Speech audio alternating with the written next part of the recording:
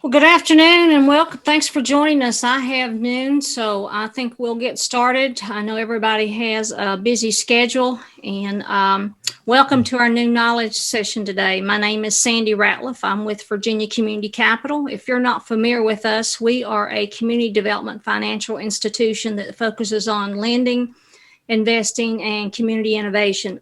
We're happy to partner in this program with the Washington County Chamber of Commerce, the Virginia Highland Small Business Incubator, and the town of Abington to present this business and organizational skill development program. This was started in 2014 as a way to support the Washington County Business Challenge, which, by the way, we're about to finish up next week is the end of our 8th annual challenge. It's hard to believe, but we wanted to have a way to continue nurturing our businesses in Washington County and the surrounding areas. And this has become one of the oldest running business development programs in the Commonwealth.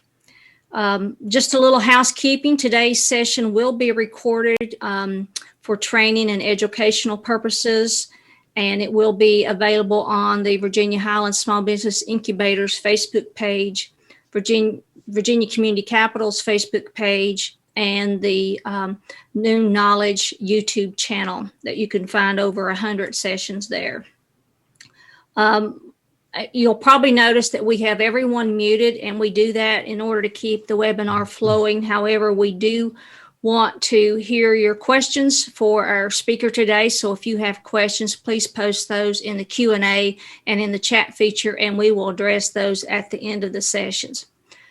I know today's topic for me is very timely with considering COVID and how it's forced many of us to do all of our business online, make purchases, and so much more. That has caused or should cause cybersecurity to be on the forefront of all of our minds and activities that we do online. It's great to have Jonathan Evenden with Aegis IT Solutions back with us today to lead this session on cybersecurity and protecting your data online. So, Jonathan, I am going to turn it over to you, and it's all yours. Excellent. Thank you, Sandy.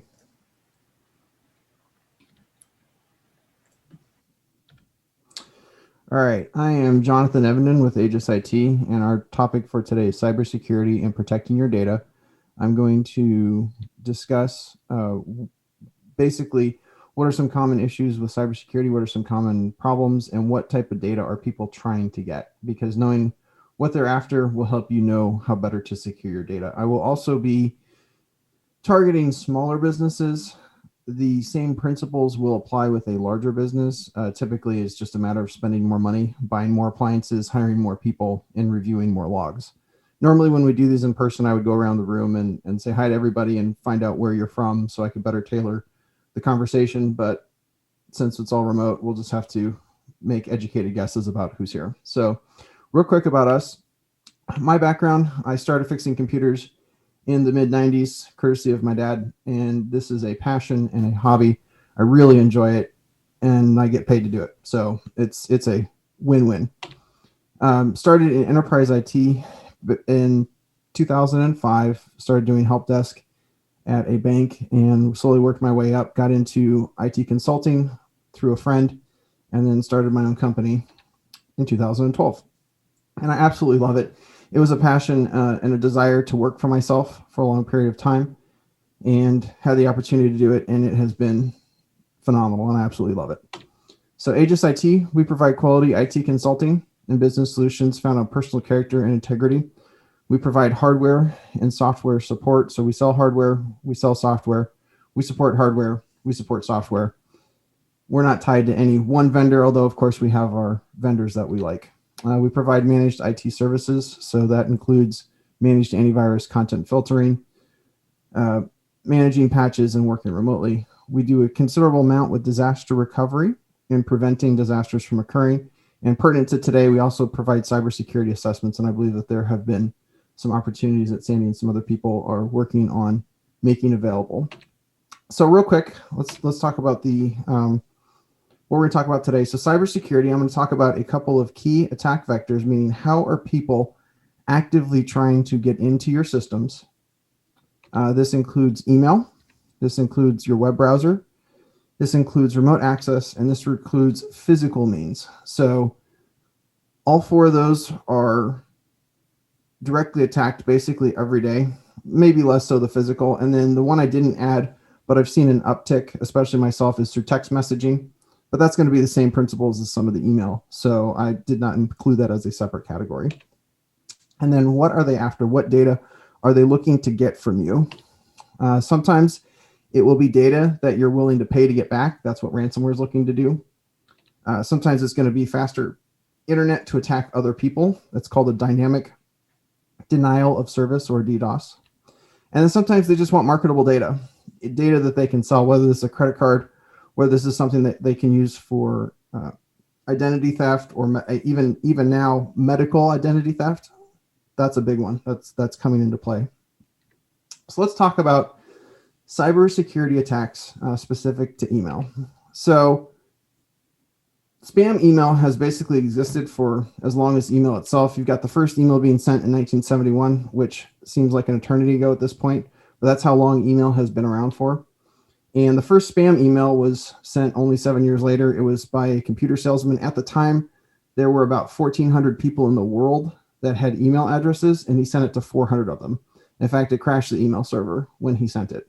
So that's how simple and small things were back then. And it was actually a computer salesman advertising their latest computers. And you can go search for it. It's there, saved for posterity.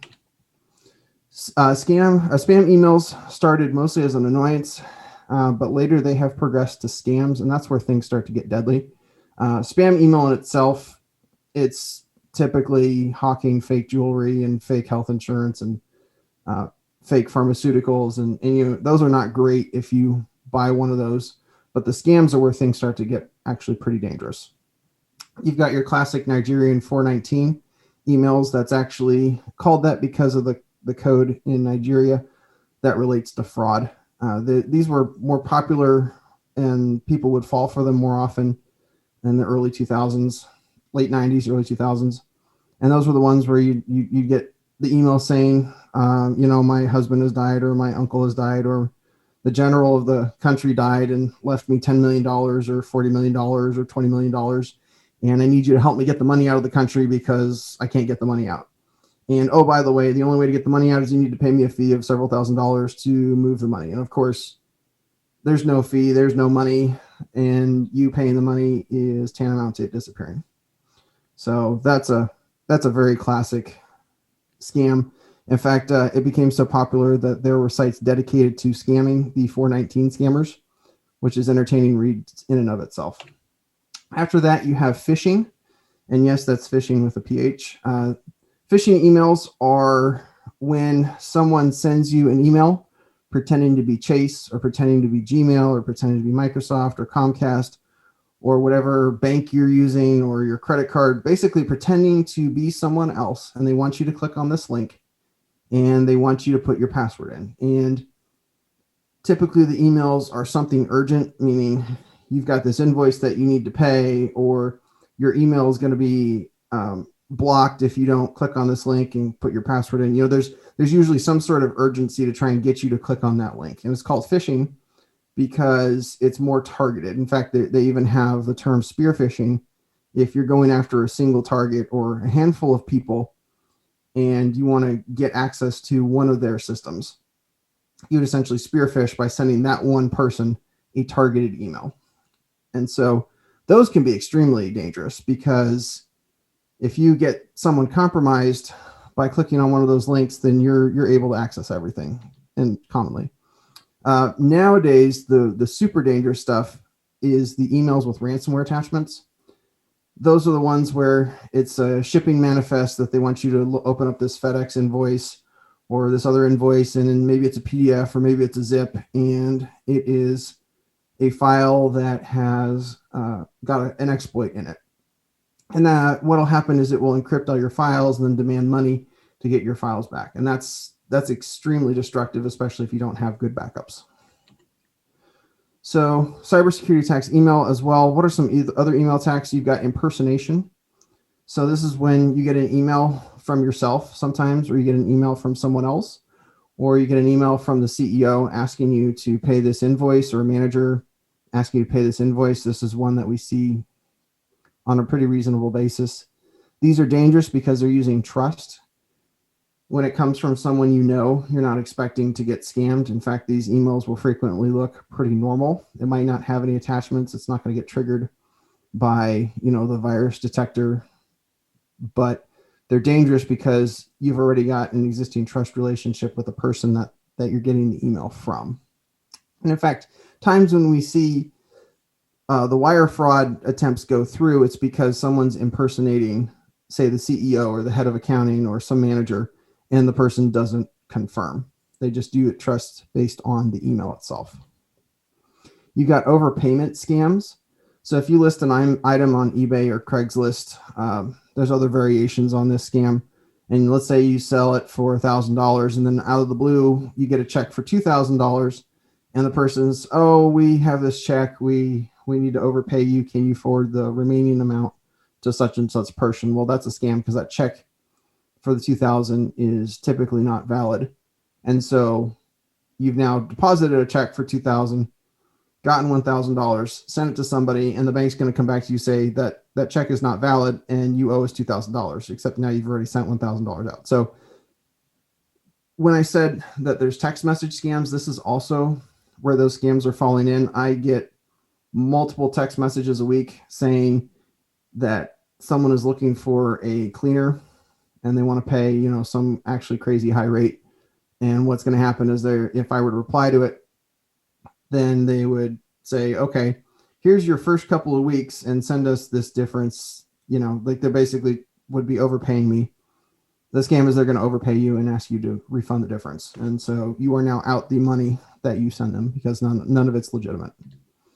So what can you do to protect your email? So you've got the classic ones, your spam filters, and something like a Gmail or an Office 365, which if you've watched any of the other talks, I talk about them a lot because they're popular and they're actually fairly effective at catching these. They've got people that spend a lot of time working on catching these spam emails. And so their filters are actually pretty good.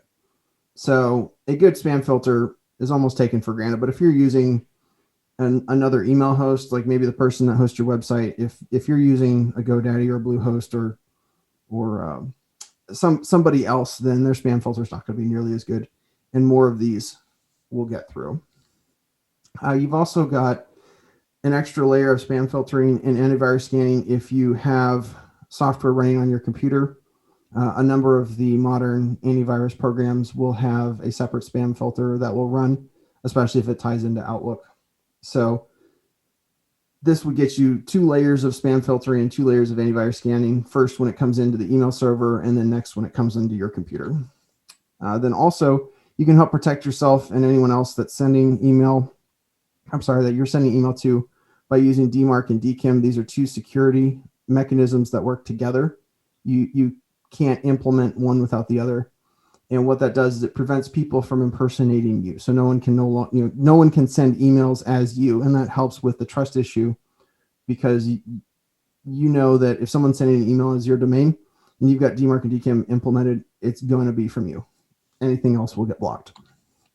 So let's talk about web.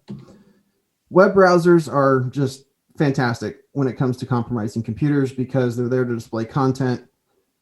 There's not too many of them out there. The big ones are going to be Chrome, Firefox, and Edge or Internet Explorer, as the case may be. You've got a number of other smaller browsers. Opera has a very tiny percentage. Even Safari for Mac has a very tiny percentage. There's other options, Mercury, some other open source offshoot type browsers. But for the majority, if you target Firefox and Chrome, you're basically capturing something like 90% of the world's web browsers. So that means that almost every device that connects to the internet has a web browser of some sort, which means that it's an extremely high volume way of compromising devices. So you've got a lot of attack options because of just how many billions of people are going to be involved in on the web using a web browser. So the other issue is that not everyone keeps them up to date. So if you find a vulnerability for a particular version of Firefox, you can probably be exploiting that 6 months down the road, a year down the road, sometimes even 2 years down the road, because not everyone will manage to keep things updated on their systems. Now, Chrome and Firefox in particular, they do a good job of keeping themselves updated, but it's still possible not to update them. So an important question is, how are web browsers attacked? Because knowing how they're attacked will help you keep them out. So you've got malicious advertisements as a very, very popular way. The big one that stuck out to me is back in 2009, the New York Times had a Trojan worked into their advertising network. Now, you might have other things to say about the New York Times being a Trojan, but that's a whole separate conversation. So what was happening is, at the time, the New York Times, which by the way was getting 10 million people a month to their website, had decided to outsource their advertising platform. So they hired another company to manage the advertisements that were being displayed on the website. And that company did not properly vet the advertisements that were going into the network. And so the way we found out about it is, one of our clients had the New York Times as her homepage, and she got a virus. And we just chalked it up to, viruses happen. So we cleaned her computer, and a week later she got it again. And so we're okay, it's possible that we didn't clean it up right the first time, because it does happen. So we wiped her computer, fresh start, and she got it a third time the next week. And at that point, that's when I knew something was up, because that just doesn't keep happening. So that at that point, we put on some technology that I'm going to talk about later, Ad-Block, NoScript, and all of a sudden she no longer had issues, because she had better protection than what we had before. Well, what ended up happening is, a couple weeks later, a news article hit that someone had been using the New York Times advertising platform for a Trojan, and they were dishing up a Trojan. And suddenly that made sense, because she had it as her homepage. So randomly, about once a week, her computer would display an advertisement that had a Trojan virus embedded in the image. And so that was a pretty big deal, because that was 12 years ago, and that was a pretty highly trafficked site. So they also got into a heap of trouble, because they were not vetting their advertising and so on and so forth. So malicious advertisements are still a very popular way, especially on sites that are not properly checking what goes onto their website. So something like a Google ad network, they do a pretty good job of vetting that, but in this case, that did not work out so well. You have malicious code as well. So much of the internet is run on a code base called JavaScript, and that's how you get various colors to display, or when you hover over this button, this behavior happens, or if you click here on the page, this happens. So basically, much of the web is built on JavaScript, in addition to HTML and CSS. Those are basically just code. And so what ends up happening, it is entirely possible for someone to load a malicious JavaScript onto a page and use that to exploit other people. In fact, it's not uncommon for a server that's hosting a website to get attacked, meaning an admin password is cracked or broken into, and then the person will upload malicious code, so anyone else that visits the website is also compromised as well. That's pretty classic. And so we have ways, and there's free software that will help directly block both of those. A program called Ad-Block will block advertisements, which is also a great thing in and of itself, and a program called NoScript, which will block JavaScript. And I'll show you pictures of what that looks like here in a little bit. So also, Flash has been killed. That officially died at the beginning of this year, but it was a huge attack vector because it was installed on so many computers, and it was just a security nightmare. And Adobe Flash was typically on the top 10 most broken into programs for a decade and a half, up there with Java. So we're in the tech community, we're all thankful that Flash is dead, because that just caused lots of problems. So let's continue talking about the web. So basically, how do you protect your web browsers, or how do you get on the internet safely? And we like to take an approach called defense in depth, meaning we've got multiple layers of protection. So if one of them fails, you've got other options to help you stay protected. So first thing, a content filter is fantastic. You can do this either on your computer itself. There's software that typically has a paid subscription to it. It's a service that we offer, or at your gateway, meaning we sell firewalls, or we have clients that have firewalls where they've got a content filter on the firewall, so preventing it from getting into the network in the first place. And even what we found is that even a very basic content filter will go a long way to preventing viruses. And I'll show you a screenshot of what our content filtering does. It's all category based. So I've got about 60 different categories that I can pick from to allow or block. And then the vendor takes, I think it's 2 billion websites and categorizes them by categories.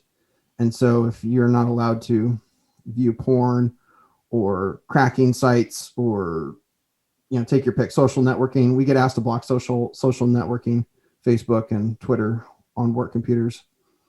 That all gets categorized and blocked depending on what kind of categories we want to allow. So even blocking something like that is a huge step towards keeping viruses off the computers, because then if something has been flagged as known malicious, then it's not going to be allowed to be displayed.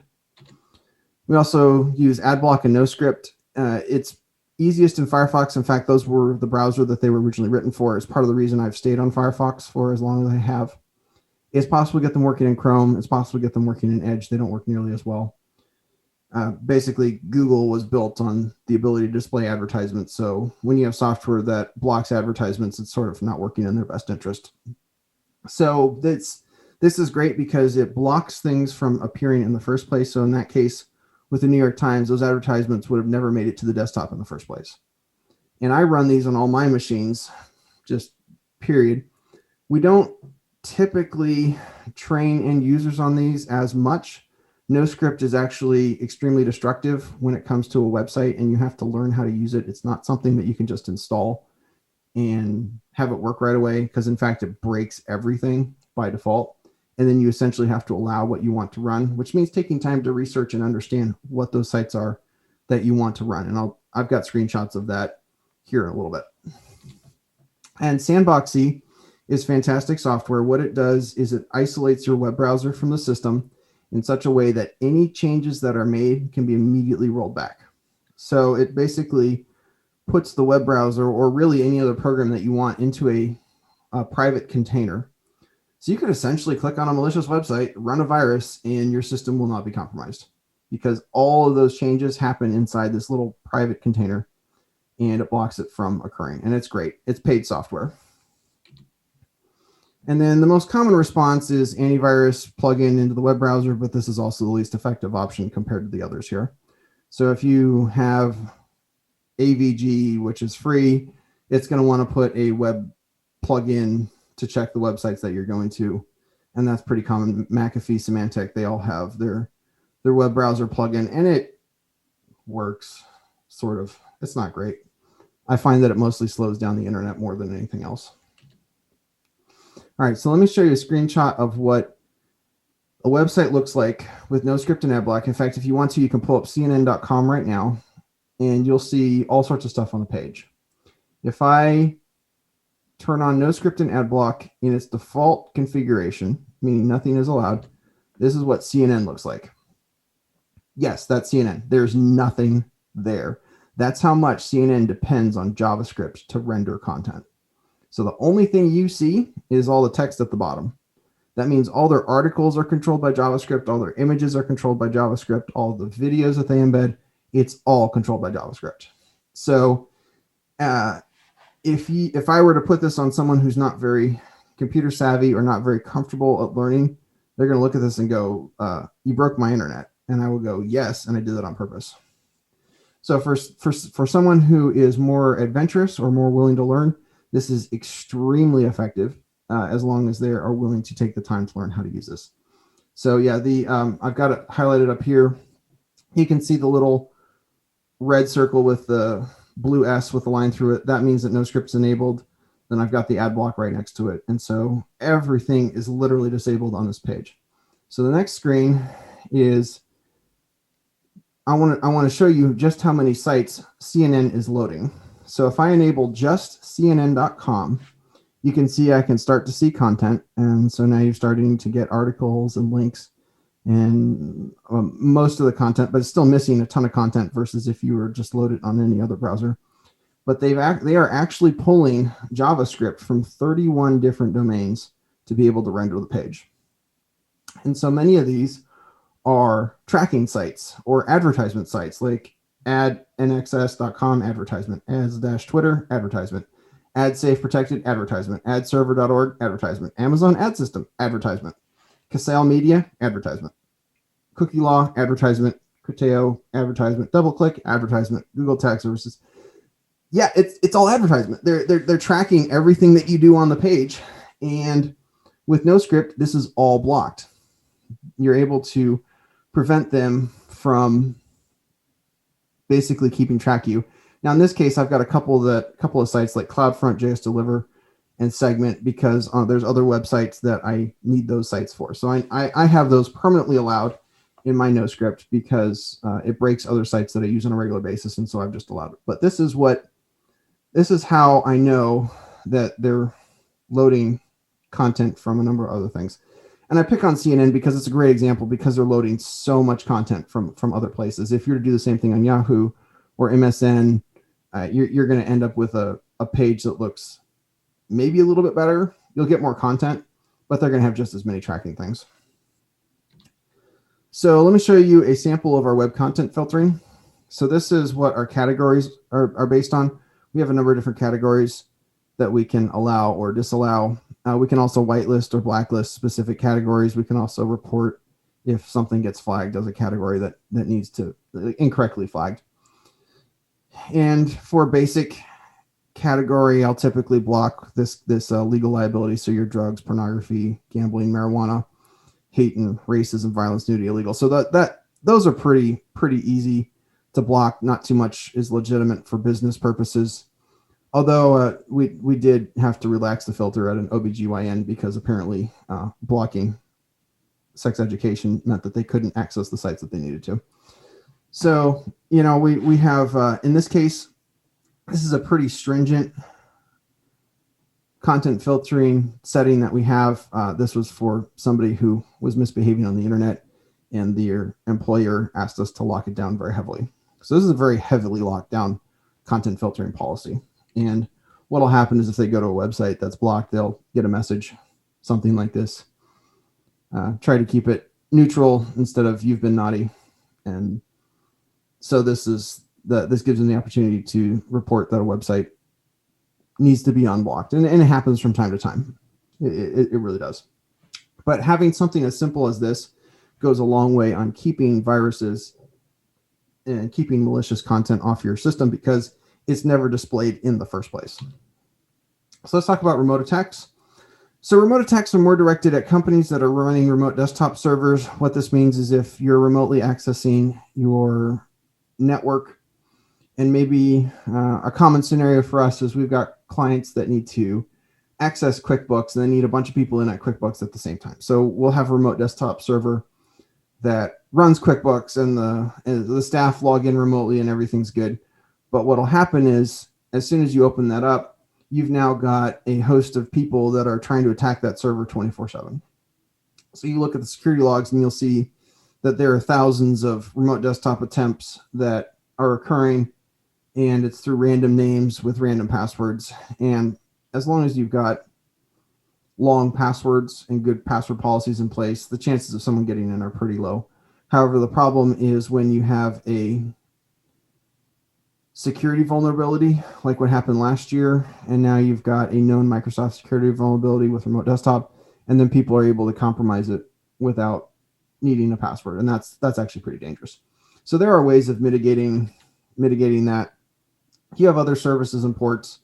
For example, we get a lot of requests for people to be able to access their camera systems remotely, and sometimes we have to open up ports to make that possible.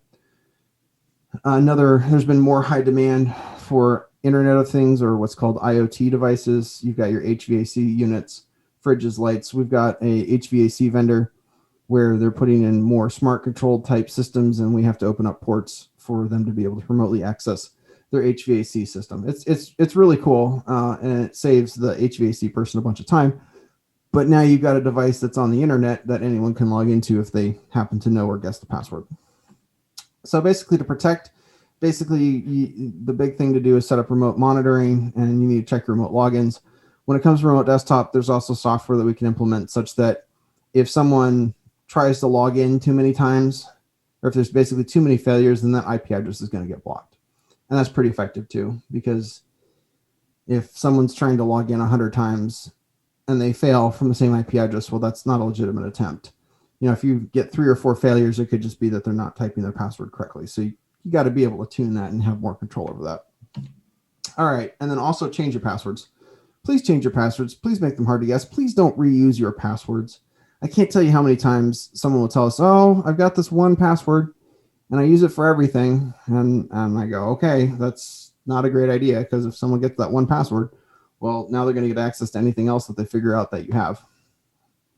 So let's talk about physical attacks. These are the electronic ones can be done more easily because it's electronic. It's pretty easy to send someone an email. It's pretty easy to compromise a web server. It's pretty easy to remotely attack a remote desktop. But if you got a physical attack, you got to physically be there. And so that requires more planning, which also means that they can be more dangerous. That's where your social engineering attempts come into play. Maybe it's a flash drive that's randomly found on the ground that's got a virus on it, or it's got remote access software or another exploit of some type. You got to be careful with that. Typically, if I find a flash drive, I'm not going to plug it into one of my systems, or if I do, I've got specific ways of being able to read the contents without it running anything automatically. Another big one is if you leave company computers logged in while no one is around, we can implement policies that lock the screen if someone walks away for more than 5 minutes or 10 minutes of inactivity. This is a big one. You see these in the movies all the time, where someone will get called away and then someone else will come in and sit down at the computer and just immediately start doing whatever they want to. It's because the screens aren't locked and there's no lockout policy. So that's actually, we highly recommend that. My own personal habit is, if I get up, I lock my computer. It doesn't matter if I'm walking around the room. I get up, I lock my computer, even more doubly if I'm at a client and I'm stepping away from my laptop, because I've got sensitive information on there. I don't want anyone getting on my system and being able to see information that pertains to clients or other internal sensitive information. So that is a pretty big deal. The bigger the company, the greater the chances that they're going to have these policies automatically happen, along with penalties if you don't happen to do that. Another big issue is if you have easy to guess Wi-Fi passwords, or if you don't really have a separation between your guest Wi-Fi and the main company Wi-Fi. So in an ideal world, we'll have a guest Wi-Fi that anyone can use and have it be on a physically separate network from the rest of the network, so that if someone gets on the guest Wi-Fi and starts to cause problems, they're not going to get on the main server or main systems that are involved. So at a smaller company, the chances of this happening are pretty small. But at a bigger company, they will spend more time and money on equipment to make sure that everything is separated. And then finally, it's pretty easy to walk into somewhere and plug up a computer if you don't have controls over the network ports. So if you've got a data connection in your main office or main lobby, and it's not being monitored, it's not being checked, and there's not any access controls on that, and someone plugs in a laptop, well, now they're on your main network, and that's a problem. So there are ways of preventing that from happening. It usually requires expensive systems. So on a smaller company, that's typically not going to happen. But as you grow, that becomes a bigger issue. You need to have better management over what and who is allowed to physically plug in computers into your network. So let's talk about what data are people going after. So let's talk about ransomware. So ransomware typically focuses not on the data that has meaning in and of itself, but basically the data that has meaning to you. I have one of our clients that we were not able to recover from a ransomware attack, had been using a backup system that we did not recommend that was targeting residential. And the data was 10 years of documents that were very valuable to him. But in and of itself, it didn't really have a whole lot of value. It's not like the person could have taken this information and sold it anywhere. But the data meant a lot to him. And so he is one of the few times when I've actually had someone pay to get the data back, because he desperately needed that data and he had no way of getting it back. And we also switched him over to a different backup system. So which was considerably better because the next time he got attacked, we were able to recover from everything. So unlike a credit card number, your key documents are not necessarily valuable on the open market. The fact that you wrote a letter to somebody has significant meaning to you. But let's be honest, no one's going to really care unless there's some sort of juicy content or you're a public figure. Credit card number is very valuable.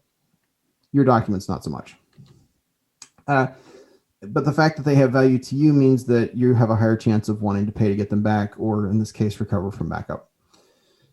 And actually, the ransomware writers have started accepting the fact that people are more willing to recover from backup than they are to pay to get it back. And so they've started to pivot to release your data if you don't pay. That has made news lately where a couple of governments got compromised and the ransomware folks said, you're welcome to recover from backup.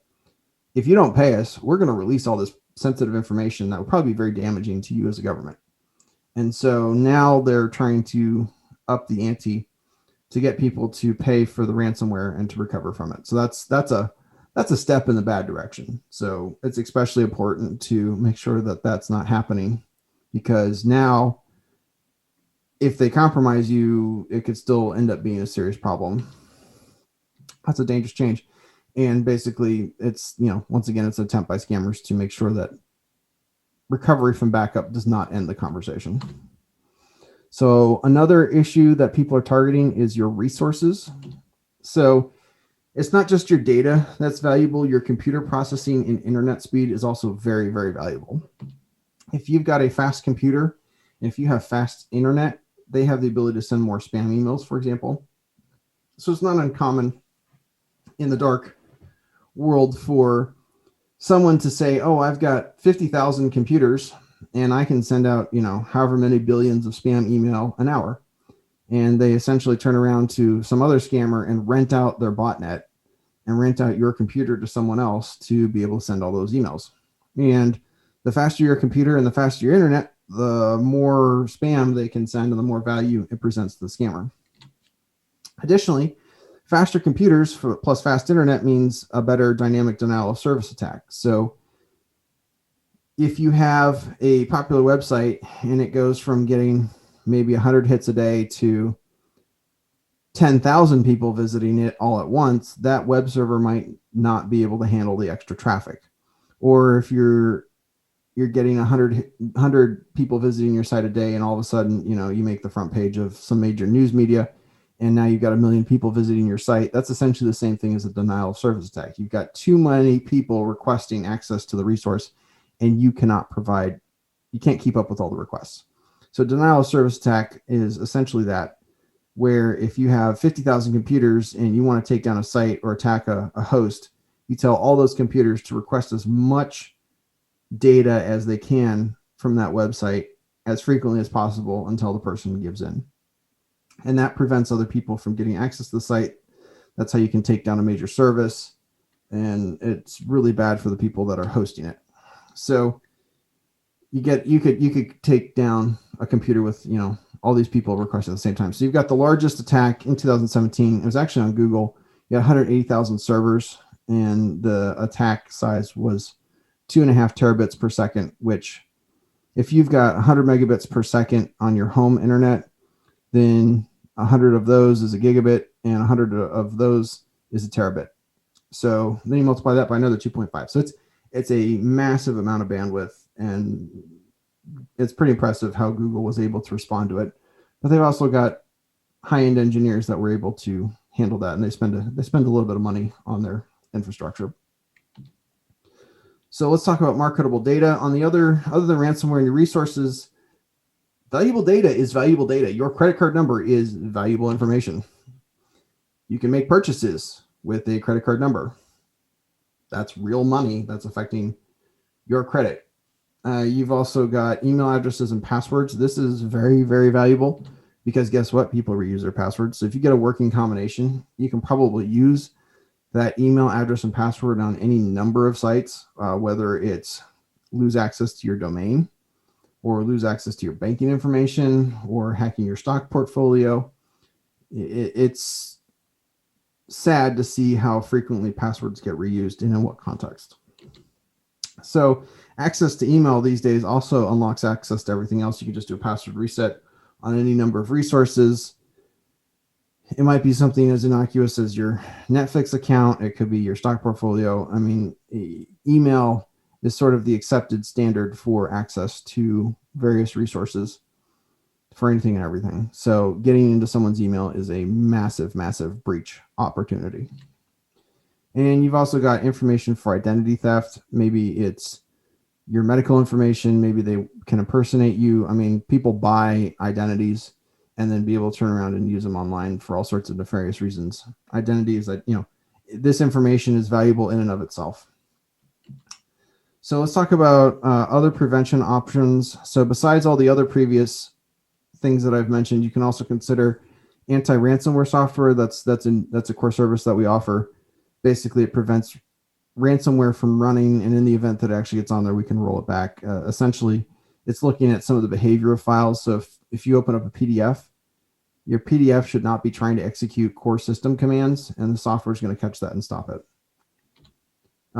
We also highly, highly, highly recommend not using the same password for everything. People complain. The reason people complain about having so many passwords, and the biggest issue as to why passwords get reused, is because there's so many different places that you need a password for. And if you have a different password for everything, there's a pretty good chance you're going to forget something. There is password vault software. KeyPass.info is the website for the software that we like. It's free. It does not cost anything. You don't have to pay for LastPass. You're not reliant on someone else getting compromised, which has happened to a couple of these password vault software that offer online services. This runs on your computer. You can sync that file across different computers through any number of ways. It's great. It's secure. And so basically, the idea is you have one really, really big long password, and that's your master vault password. And then you can put everything else inside there. I don't even know what half my passwords are, because KeyPass will just generate a password for me. And then I save that generated password. And anytime I need to get in, I just copy and paste it. And I don't even know what it is. And frankly, I don't even care, because I can log in without it, without knowing what it is. And then policies to lock your computers. If people are not in the good habit of locking their computer when they walk away, then your system administrator can implement policies to make sure computers get locked after a certain amount of inactivity. This is pretty key. This helps prevents against physical attacks. And then also email spear phishing training and testing. There are services that you can hire people for that will test whether your organization is susceptible to some of these social engineering and these phishing attacks. So that is what I've got for the core of my content. I think I saw one or two questions, and really this is focusing on a small business. This is stuff that can be fairly easily and inexpensively implemented. For a larger company that wants to have more sophistication, it's basically buying bigger firewalls, bigger security platforms, hiring people, having someone that all they do is look at logs all day, and that costs a lot of money.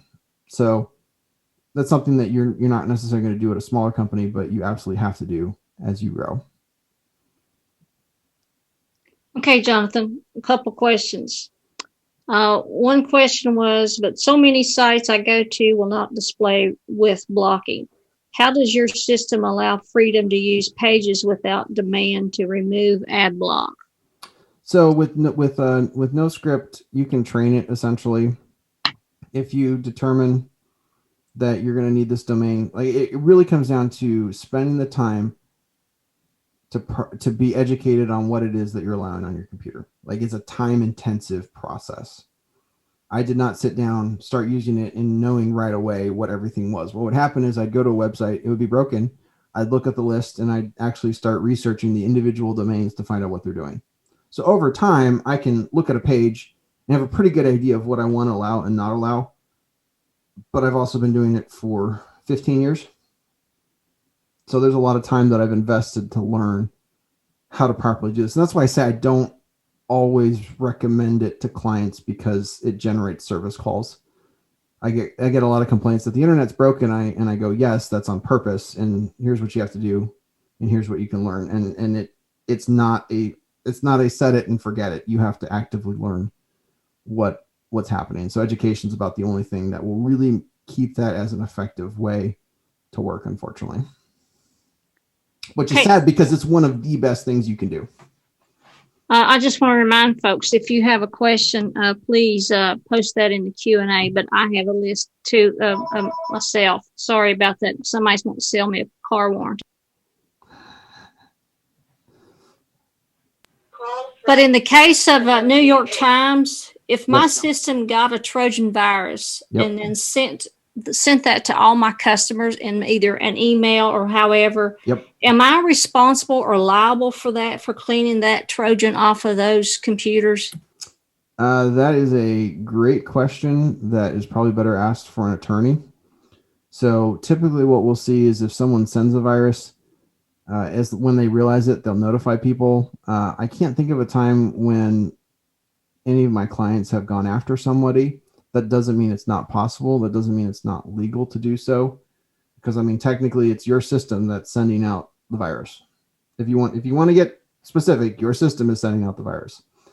I am sure that if you had a high profile enough case where some system critic, some critical system got compromised, they might go after the person that got it. But I've not seen that happen yet. That doesn't mean it can't, and that doesn't mean it won't.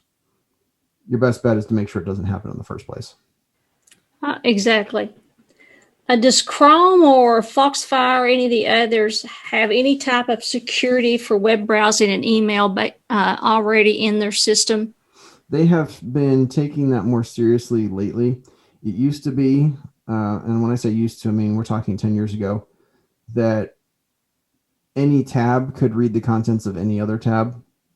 So if you had, that was a big deal with Facebook, because Facebook could read everything that you're doing in any other tab. And now they've worked on isolating what each individual tab is doing, so it can't see the contents as well. So if you hit a malicious website, it's going to have a harder time seeing what else is happening on your system. Maybe if you've got your bank account open in a tab and then you hit a malicious website, back in the day, it would have been able to read that content and potentially get access to it. Now there's some default separation that has occurred that makes that less of an option. So like I said, with Chrome, their incentive is for you to see advertisements, because that's how Google generates a very large percentage of the revenue. So anything that blocks advertisements is not working in Google's favor. In fact, for a very long time, Ad-Block would not work in Chrome because they did not want you to be able to do that. So yeah, they've taken, the browsers have taken it more seriously lately, but they're frankly a little bit late to the party. And there's still things that they don't want to enable. Like, they don't want to enable NoScript by default because people will ditch the browser, because all of a sudden the internet doesn't work. And even something like Ad-Block, they don't want to enable that by default because, once again, it'll block legitimate things that people want to get access to, and you have to know how to be able to enable that. So by default, they're gonna want to display everything.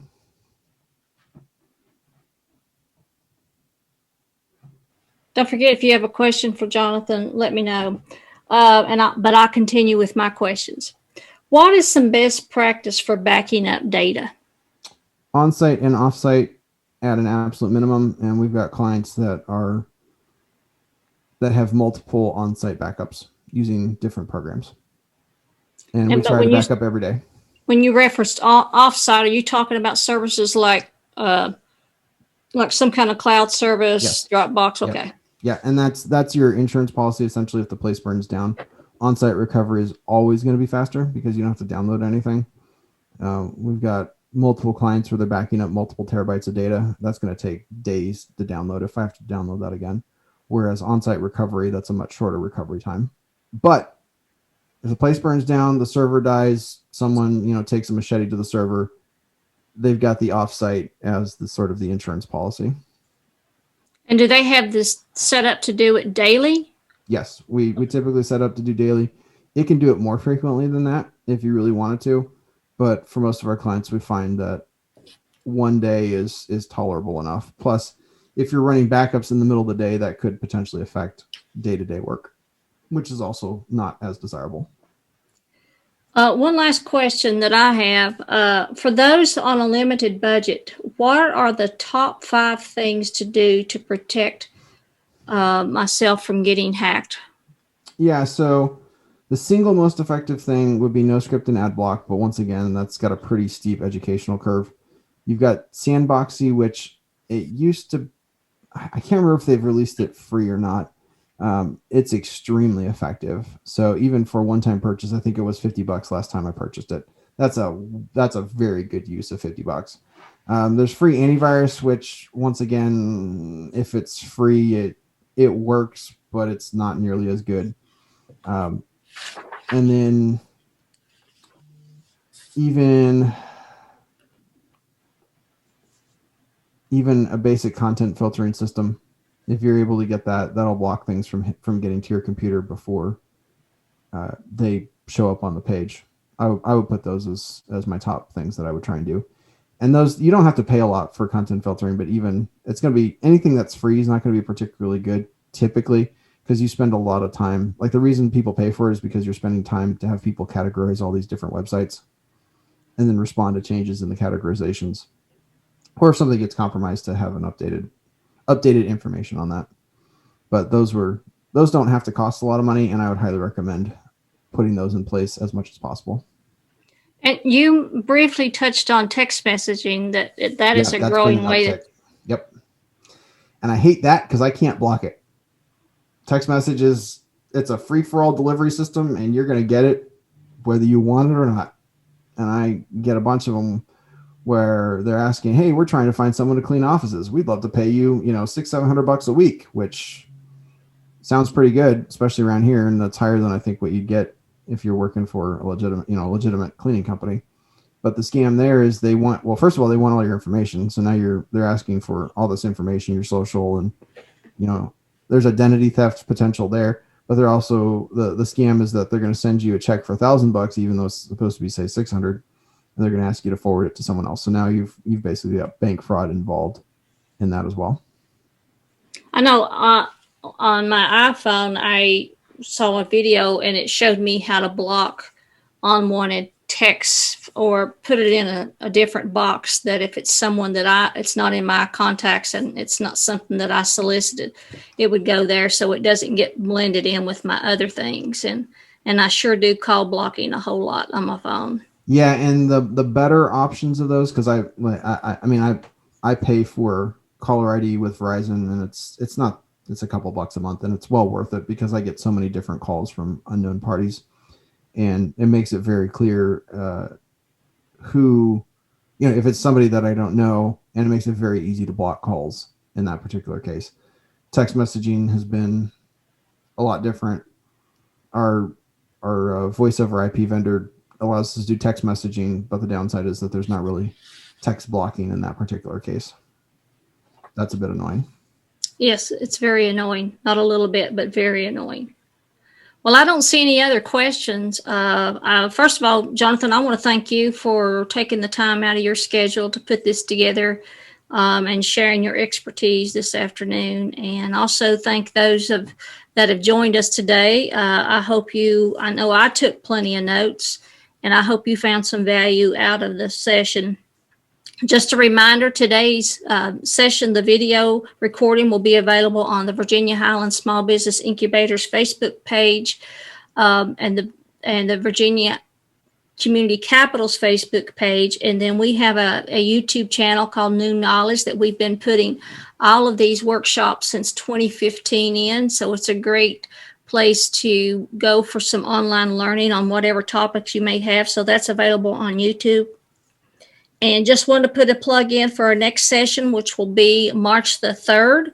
It will be focused on workforce system, what it can do for your business. And it will be led by Marty Holliday with the New River Mount Rogers Workforce Development Board. And I hope you can join us. I know there's so many services out there for those that have employees that need a little help and you can't afford an HR. There's so much available that are free to use. So I hope you'll join us in 2 weeks. And just wanted to put in a plug too.